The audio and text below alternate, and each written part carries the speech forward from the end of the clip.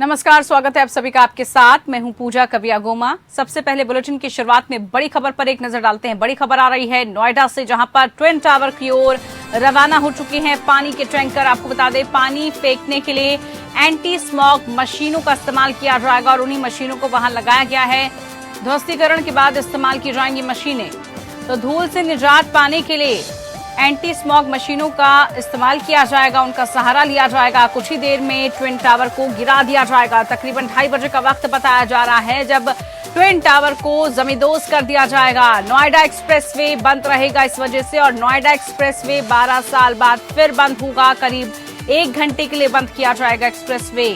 Mahamaya flyover जो है उसी से रूट डाइवर्ट किया गया है और करीब 1 घंटे के लिए कहा जा रहा है कि ये फ्लाईओवर बंद किया जाएगा। 2010 में कॉमनवेल्थ गेम्स के दौरान भी इसको बंद किया गया था और उसके बाद अब ट्विन टावर जमींदोज होने से पहले इस फ्लाईओवर को बंद किया जाएगा, ताकि किसी तरह की जाम की स्थिति पैदा ना हो। और हर पल की जो अपडेट है उससे पहले कि हम आप तक पहुंचा रहे हैं, दर्शकों को बता रहे हैं। दरअसल नोएडा के ट्विन टावर को आज यानी कि 2:30 बजे का वक्त बताया जा रहा है जब इसको जमींदोज कर दिया जाएगा, गिरा दिया जाएगा। महज 9 सेकंड का वक्त बताया जा रहा है। 9 सेकंड में ये गगनचुंबी इमारत जमींदोज हो जाएगी। पानी के टैंकर जो पानी फेंकेंगे उनको वहां पर लगा दिया गया है।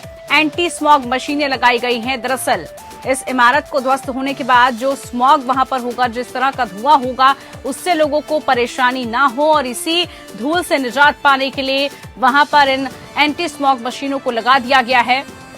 हालांकि आसपास के जितने भी लोग हैं उनसे पहले ही ये कह दिया गया था, ये घोषणा कर दी गई थी, अनाउंसमेंट हो चुकी थी कि आप जो आसपास के लोग हैं या तो अपने घरों को कुछ समय के लिए खाली कर दें या फिर अपने दरवाजे खिड़कियों को बंद रखें, क्योंकि जो धुआं उसके बाद होगा, जो धूल मिट्टी कण जो वहां पर इकट्ठे होंगे, उसकी वजह से लोगों को दिक्कतें भी हो सकती हैं। और कहा जा रहा है कि बहुत संख्या में मलबा वहां पर इकट्ठा हो जाएगा। उसके लिए वहां पर पहले से मशीनें तैनात की गई हैं। एंटी स्मॉग मशीनों को वहां पर लगा दिया गया है। ध्वस्तीकरण के बाद ये जो स्मॉग की मशीनें हैं इनका इस्तेमाल किया जाएगा।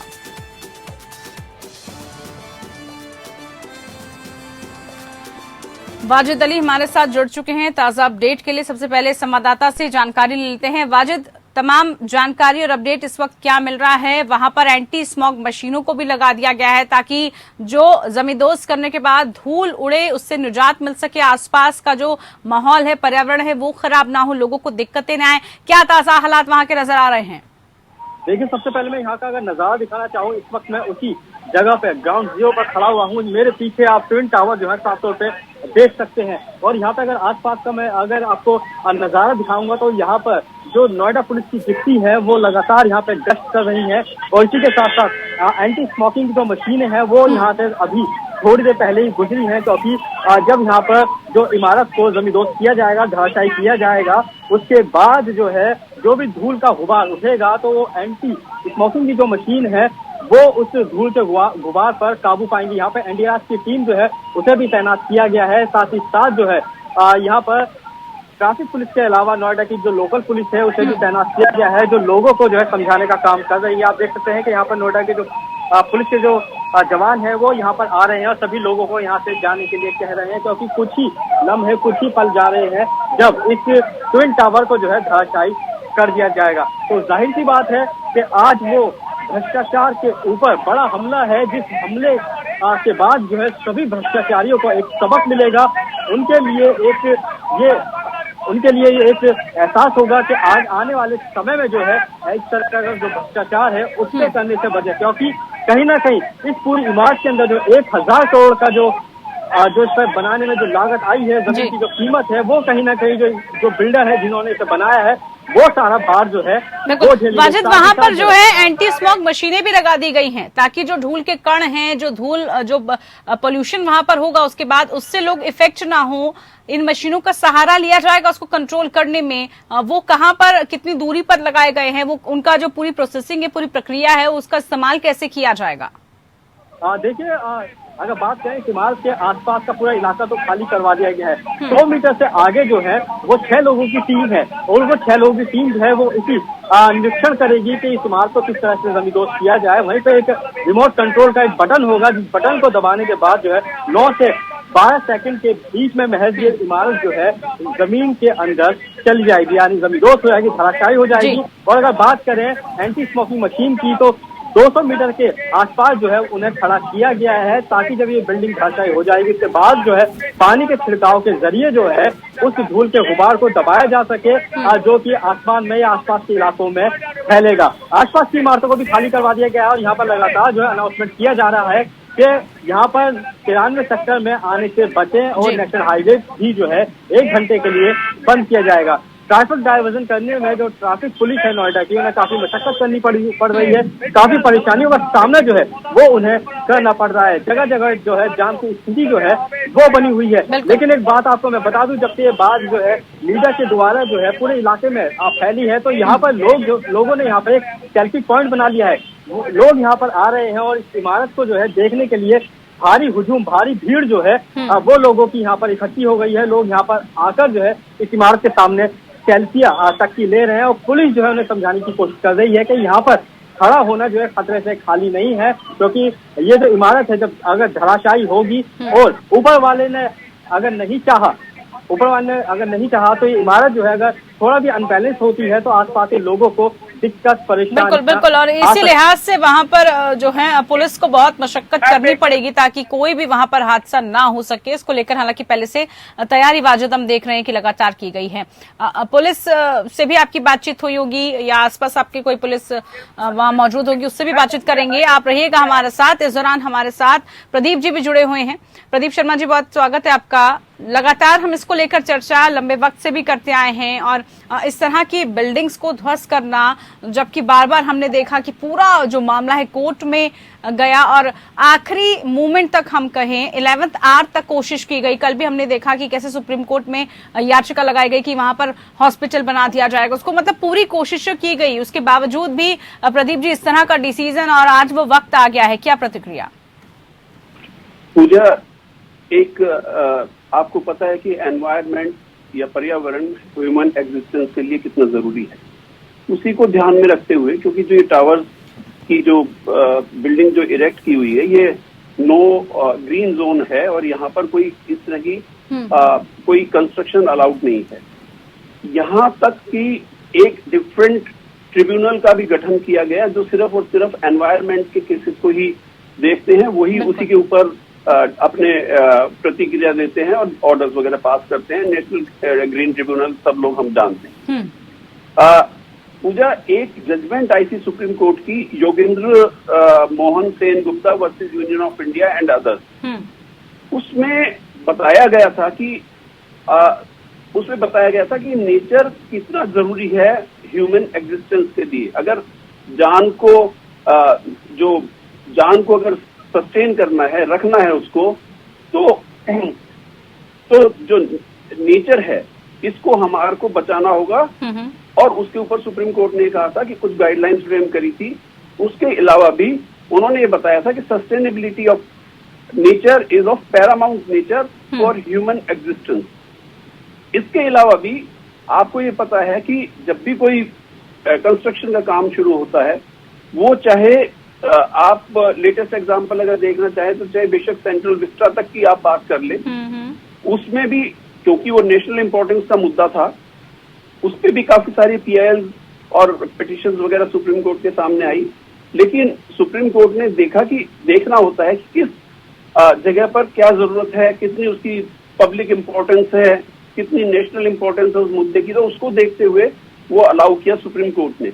लेकिन उसमें भी जब भी आप कोई बिल्डिंग को बनाना चाहेंगे, कोई भी बड़ा प्रोजेक्ट अगर किसी भी आएगा, तो आजकल ये नॉर्म हो गया है कि आपको एनवायरमेंटल क्लियरेंस भी लेना पड़ेगा अगर किसी भी तरह की कोई भी कंस्ट्रक्शन आपको रेज करनी है। प्रदीप जी, बड़ी महत्वपूर्ण बात आप बता रहे हैं, लेकिन एक बड़ा सवाल ये भी उठता है कि इतनी करोड़ों की लागत से एक पूरी बिल्डिंग बनकर तैयार हो जाती है, तमाम नॉर्म्स को दरकिनार करते हुए तमाम इलीगल चीजें इसमें लगा दी गई। लेकिन जब ये पूरी प्रोसेसिंग चल रही थी, जब यहाँ पर सारा डेवलपमेंट ये हो रहा था, उस वक्त ही इसको क्यों नहीं रोका गया जब सब कुछ बनकर तैयार हो गया? और उसके बाद फिर अब इस तरह का डिसीजन, आपको लगता है कि पहले ही अगर ये सब हो जाता, पहले ही इसको कंट्रोल कर लिया जाता, या पहले ही अगर नजरअंदाज नहीं की गई होती चीजें, तो आज ये नौबत ही नहीं आती? पूजा, ये तो एक बहुत ग्लेरिंग एग्जाम्पल है कि किस तरह से अथॉरिटीज सब बातों को दरकिनार रखती हैं, करप्शन इसी तरह प्रमोट हो रही है। इतनी बड़ी बिल्डिंग आने से पहले क्या अथॉरिटीज को ये पता नहीं था कि ये बिल्डिंग इलीगल है? आप छोटी सी, अगर अथॉरिटीज ना चाहें तो आप एक छोटे से कमरे का भी निर्माण नहीं कर सकते। ये तो 2 टावर्स हैं जिसमें एक में शायद 32 फ्लोर्स हैं और दूसरे में 30 हैं। इतना बड़ा बिल्डिंग का बिना अथॉरिटीज की इन्वॉल्वमेंट के इतना बड़ा स्ट्रक्चर ग्रीन जोन में आ जाए हो ही नहीं सकता। आपको 10 तरह की परमिशन लेनी पड़ती है। और ये तो जो रोड है ये भी काफी चलता हुआ रोड है। इसके सामने से मेरे ख्याल में हर बड़ा अधिकारी जब भी दिल्ली आता होगा या नोएडा, ग्रेटर नोएडा जाते होंगे तो रास्ते में ये बिल्डिंग देख ही पाते होंगे। ऐसे में किसी की अटेंशन से ये स्किप कर जाए कि अथॉरिटीज को इसके बारे में पता ही नहीं लगा, ये बात डाइजेस्ट होने वाली नहीं है। और सब ये जानते हैं कि अधिकारी जो नोएडा रेंज के जो सीनियर ऑफिसर्स हैं उसमें सभी तरह के लोग आ गए, वो एक तरह से आंख बंद करके बैठे थे। और उसी का ये कारण है कि इतनी बड़ी बिल्डिंग आ गई। अल्टीमेटली फिर वही कोर्ट का इंटरवेंशन हुआ। कोर्ट के अभी भी देखिए आप ये देखिए कि अभी भी इनका लास्ट स्टेप, जब आज डिमोलिशन होना था तो कल सुप्रीम कोर्ट के अंदर एक पिटीशन आ गई कि इसको हॉस्पिटल बना दो। आप ये देखिए हॉस्पिटल अगर इसको बनाएंगे तो हॉस्पिटल बनने के भी काफी सारे नॉर्म्स होते हैं। उसमें ट्रीटमेंट प्लांट्स लगाने होते हैं, ऑपरेशन थिएटर का डिस्चार्ज जाना होता है, ब्लड है, केमिकल्स हैं और तरह के डिफरेंट स्ट्रक्चर्स हैं। और ऐसा नहीं है हॉस्पिटल कहीं पे भी बना दो, हॉस्पिटल बनाने के लिए और बहुत सी चीजों को देखा जाता है। और एक मैसेज तो पूरा जाना ही चाहिए। एक मैसेज ये जाना चाहिए कि कोई कितना भी बड़ा क्यों ना हो, कितना भी पैसे वाला क्यों नहीं हो, अगर आप गलत काम करेंगे तो उसका हशर वही होगा जो अभी ट्विन टावर का होने वाला है। बिल्कुल, एक नजीर यहाँ पर पेश करने की आवश्यकता थी और वो शायद की भी गई है। वाजिद है हमारे साथ, लगातार अपडेट हम तक पहुंचा रहे हैं। वाजिद, जरा बताइए क्या इस वक्त वहां पर तस्वीरें आप आसपास दिखा रहे हैं, क्योंकि वहां पर लोगों की भारी भीड़ भी जैसे आपने दिखाया था अभी नजर आ रही है। लोग समझ नहीं पा रहे हैं कि वहां पर जाना इस वक्त खतरे से खाली नहीं है। वहां पर आपने बताया कि सेल्फी पॉइंट लोग उसको समझ रहे हैं और इस वक्त कितनी मशक्कत पुलिस को वहां पर करनी पड़ रही होगी।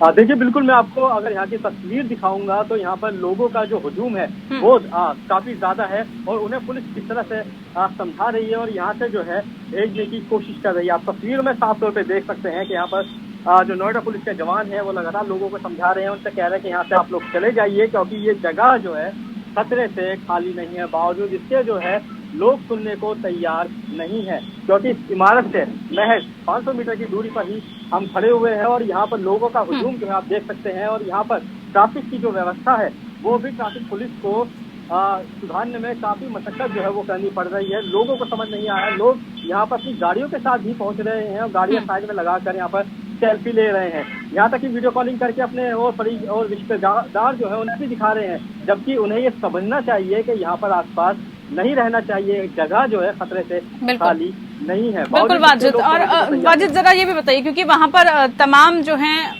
आला अधिकारी भी मौजूद होंगे, तमाम वहाँ पर पुलिस महकमे के लोग वहां पर मौजूद हैं ताकि किसी भी तरह की अनहोनी ना हो, इसके लिए पहले से बंदोबस्त किए गए हैं। और जैसे अभी वहां पर बताया कि जो धूल का गुबार है उसको कंट्रोल करने के लिए भी वहां पर तमाम जो मशीनें हैं वो लगा दी गई हैं। इसके अलावा एक बड़ी समस्या ये भी आने वाली है, क्योंकि गगनचुंबी इमारत है पूरी, एक में तकरीबन 32 जो है फ्लोर्स हैं, इसके अलावा एक में 30 के करीबन है। क्या जो पूरा मलबा है उसको उठाने का काम और फिर सब चीजों को समेटने का काम, ये जो पूरी प्रक्रिया है इसके लिए वहां क्या बंदोबस्त किया गया है? 9 सेकंड में बेशक जो पूरी बिल्डिंग है, जो टावर है वो तो ध्वस्त हो जाएगा, लेकिन उसके बाद का काम भी काफी लग रहा है कि मशक्कत वाला रहने वाला है। देखिए, आपने एकदम सही कहा, महज 9 सेकंड के अंदर ये इमारत जो है धराशायी हो जाएगी। लेकिन सबसे बड़ी चुनौती ये होगी कि इसका जो हजारों टन मलबा होगा वो किस तरह से ले जाया जाएगा, जिसके चलते जो है नोएडा प्राधिकरण जो है उसने पूरी तैयारी कर रखी है। कई ट्रक यहाँ पर लगाए जाएंगे जो मलबे को यहाँ से ले जाकर डंप करेंगे। तो जाहिर सी बात है काफी मशक्कत तो सामने आएगी ही, क्योंकि ये जो इमारत है, अगर दोनों इमारतों की बात करें तो लगभग 62 मंजिला ये इमारत दोनों की मिलाकर हो जाएगी और कहीं ना कहीं 100 मीटर से ऊंची इमारत जो है ये दोनों है। तो अनुमान लगाया जा सकता है कि इसके अंदर कितना ज्यादा कंक्रीट निकलेगा, कितना लोहा निकलेगा। तो उसे ले जाने के लिए भी नोएडा प्राधिकरण से संपर्क किया गया है और उसे ले जाने के लिए भी यहाँ पे ट्रकों की जो व्यवस्था है वो कराई जाएगी। लेकिन पहले जब ये धराशायी हो जाएगी तो उसके बाद जो है यहाँ पर एंटी स्मोकिंग मशीन के जरिए जो है जो धूल का गुबार होगा उस धूल के गुबार को जो है नीचे बैठाने की पहले कोशिश होगी। और जब ये पूरी प्रक्रिया खत्म हो जाएगी उसके बाद यहाँ से मलबा ले जाने के लिए ट्रकों को लगाया जाएगा और मलबा जो है वो ऐसी जगहों पर डंप किया जाएगा जहां पर इसे आसानी से खपाया जा सके। तो कह सकते हैं कि ये प्रक्रिया जो है इसके अंदर पूरा 17 करोड़ का जो अनुमान लगाया जा रहा है, 17 से 20 करोड़ का जो बजट है वो इसके अंदर खर्च आने वाला है। और एक बात और है कि ये पूरा बजट जो है ये वही बिल्डर उठाएगा जिसने इस गगनचुंबी इमारत को बनाने का काम किया है। बिल्कुल प्रदीप जी, आपने सुना हमारे संवाददाता ने जैसे बताया कि इसके ध्वस्तीकरण को लेकर भी करोड़ों रुपए खर्च हो रहे हैं। तकरीबन 20 करोड़ का अनुमान लगाया जा रहा है जमींदोज करने के लिए और जो उसके बाद की जो पूरी प्रक्रिया है मलबा उठाने से लेकर और जो सारी मशीनें हैं जो सारी वहां पर लगाई गई हैं उनका खर्च आएगा। अब हम अंदाजा लगा सकते हैं कि कितने करोड़ों अरबों रुपए का नुकसान है। अगर आप नियमों को ताक पर रखते हैं तो प्रदीप जी इस तरह के आपको एक्शन के लिए तैयार रहना होगा, आपको इस तरह के रिजल्ट्स के लिए तैयार रहना होगा। आप सुन पा रहे मुझे? जी पूजा, मैं एक बात और बोलना चाहूंगा यहाँ पर। ये बिल्डिंग जिसने बनाई इसको डिमोलिश कर दिया, ये एक इशू है, उनको म्यूजिक फेस करना था। जो ये मलबा नीचे गिरेगा उसको उसके खर्चे के ऊपर हटा दिया जाएगा, डिसलोकेट कर दिया जाएगा दूसरी जगह। मेरा पूछना ये है कि उन लोगों को क्या कसूर था जो इस एरिया के आसपास के एरिया में रहते हैं इसके डिमोलिशन के कारण से, क्योंकि ऑब्वियसली ये एक्सप्लोसिव से ये बिल्डिंग्स गिराई जाएंगी। जब एक्सप्लोसिव अगर पूजा जब होगा तो उसमें कुछ ना कुछ केमिकल्स होते हैं, बिल्कुल केमिकल होगा। आप कितने भी स्मोक टावर्स लगा लो, स्मोक मशीन्स लगा लो, डस्ट को सेटल करने के लिए अपने और पानी के टैंकर्स लगा दो, कुछ भी लगा लो। पूजा एक नेचर होता है, नेचर के अगेंस्ट अगर आप जाएंगे तो हमेशा आपको उसका परिणाम भुगतना पड़ेगा। बिल्कुल। हवा चल रही है काफी किलोमीटर तक। आपको याद होगा कुछ दिन पहले तक हरियाणा कहा यह जाता था कि हरियाणा और पंजाब में पराली जलाई जा रही है और उसका जो पॉल्यूशन था वो दिल्ली तक आता था और लोगों को सांस लेने तक में दिक्कत आती थी। इतना बड़ा प्रोजेक्ट, इतना बड़ा बारूद, इतने बड़े केमिकल्स यूज होने के बाद डस्ट वहां पर उड़ेगा। ऐसा तो है नहीं कि जब आप इसको डिमोलिश करेंगे तो इसमें से जो केमिकल निकलेगा या डस्ट निकलेगी वो इस टावर के दायरे के अंदर अंदर रह जाएगा, ऐसा तो नहीं है ना। वो जाएगा पड़ोस में। आप देख सकते हैं इसके आसपास के एरिया में कुछ बिल्डिंग्स भी नजर आ रही हैं, वहां पर जाएंगे, वहां पर जो लोग रहते हैं या दूर भी हवा के बहाव के कारण से काफी सारी जो एक्सप्लोसिव का जो केमिकल है, जो डस्ट है और दूसरे जो केमिकल जब रिएक्शन होगा तो वो दूर हवा में दूर लोगों के ऊपर जाएगा। अल्टीमेटली उसका एक हेल्थ हैजार्ड भी होगा, हेल्थ इंपैक्ट आएगा ऐसे लोगों के ऊपर जिनका कि कोई इससे लेना ना देना। वो लोगों का कंपनसेशन क्या ये बिल्डर करेंगे? क्या इनकी गलत कमाई के कारण से जो नुकसान, जो हेल्थ हैजार्ड एक आम जनता के ऊपर आएगा, उसके लिए जिम्मेवार कौन है? ये एस्पेक्ट तो अभी तक किसी ने देखा भी नहीं होगा। आपने कह दिया कि स्मोक को सेटल कर देंगे, आपने कह दिया कि मलबे को हटा देंगे, लेकिन वो जो मेडिकल कंडीशंस जनरेट होंगी इसकी वजह से, उनका क्या पूजा? बड़ी महत्वपूर्ण बात आपने रखी है प्रदीप जी, और यकीनन ये सवाल है कि भाई उन सब चीजों का अब जिसने जो किया उनका खामियाजा आम लोग क्यों भुगते, वहां की आवाम क्यों भुगते? जो इसकी वजह से पूरा पोल्यूशन वहां पर जो होगा उसके लिए कौन जवाबदेही होगा, उसके लिए जिम्मेदार कौन होगा? वाजिद, लगातार जो है कई सवाल उठ रहे हैं इसको लेकर। और अगर हम बात करें उन बिल्डर्स की, तो बिल्डर्स के बारे में इस वक्त क्या जानकारी मिल रही है? क्योंकि उन्हीं की वजह से ये सब हुआ और उसका परिणाम अब वो देख रहे हैं।